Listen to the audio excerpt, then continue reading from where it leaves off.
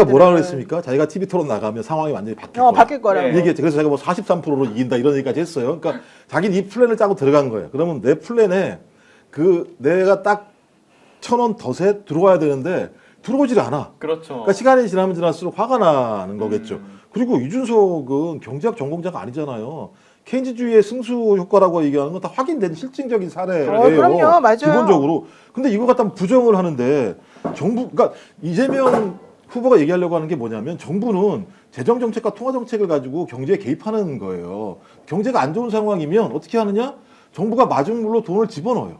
집어넣는데 얼마나 집어넣을 것인가, 어떤 타이밍에 집어넣을 것인가, 누구에게 집어넣을 것인가를 판단하는 건데 그 순환고리가 그렇다는 거예요. 돈이 들어가면 그렇지. 이게 계속 순환이 되니까 예. 순환을 어떻게 시킬 것인가의 판단은 정부가 하는 거예요. 그럼 이걸 누가 하느냐? 대통령과 경제당국이 하는 거예요.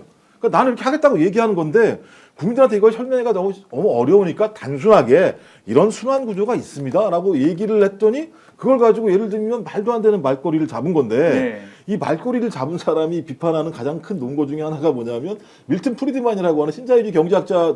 근데 1960년대 밀튼 프리드만이 뭐라 그랬냐? 경제가 안 좋으면 헬리콥터로 돈 뿌리라고 얘기했어요. 그러니까 자기 스스로가 말도 안 되는 경제학에 대한 식견을 가지고 그냥 꼬리 잡아가지고 이재명 후보만 공격하려고 하는 발상인 거예요. 그래서 1번, 2번 덫을 만들어 놓고 야 1번에 네. 들어오냐 2번에 들어오냐 딱 짱 보고 있다가 안 들어오니까 화가 나고 올라가고 이런 상황을 만들어낸 거거든요. 그러니까 예.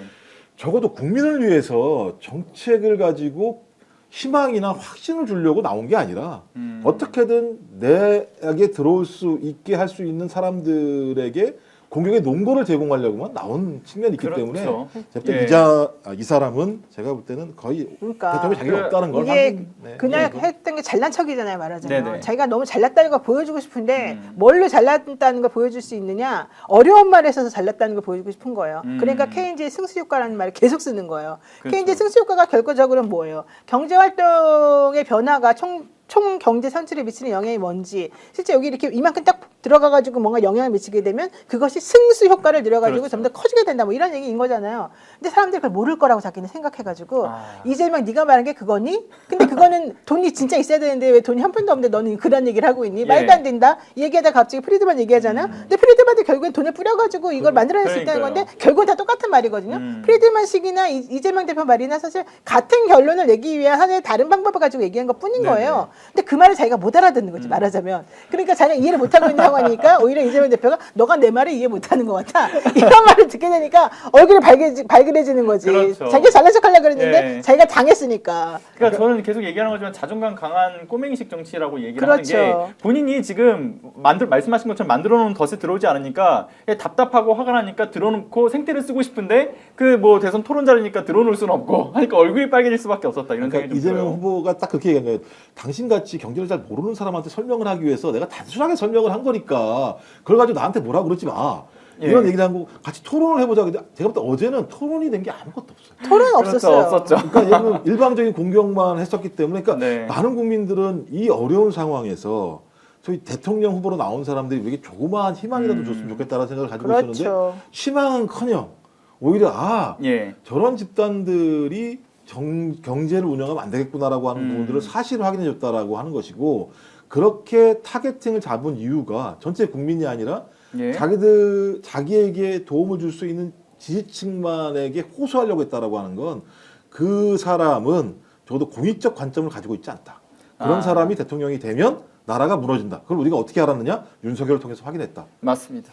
자, 근데 앞서 그 이준석 후보가 얘기했던 호텔 경제론과 관련해서 네티즌들이 커뮤니티에 이런 얘기를 하더라고요. 그 이준석 후보가 얘기하는 호텔 때문에 자꾸 대전 리베라 호텔만 떠오를 수밖에 없다 이런 얘기가 좀 나와요. 자기 발등을 찍는 건가요? 예, 자기 발등을 찍고 있다라고 얘기가 나옵니다. 아무튼 뭐 본인의 그 성상납 의혹과 관련돼서는 그 건희사랑의 강신업 전 대표죠. 그러니까 강신업 변호사가 그 무고죄로 이제 소송을 건 게 이제 검찰에 기소돼서 송치가 돼 있는 상황이지 않습니까?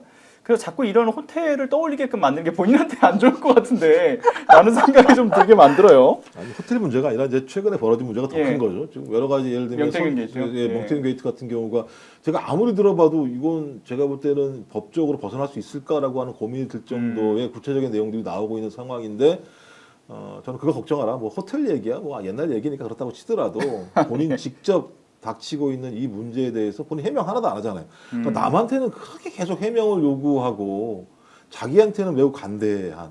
근데 그런 사람들의 정치를 하면 누가 피곤해지느냐? 국민이 피곤해져요. 맞습니다. 오늘 방송 어떠셨습니까? 마음에 들었다면 구독, 좋아요로 스픽스를 응원해 주십시오. 여러분들의 구독, 좋아요는 가장 큰 힘이 됩니다. 스픽스 구독, 좋아요.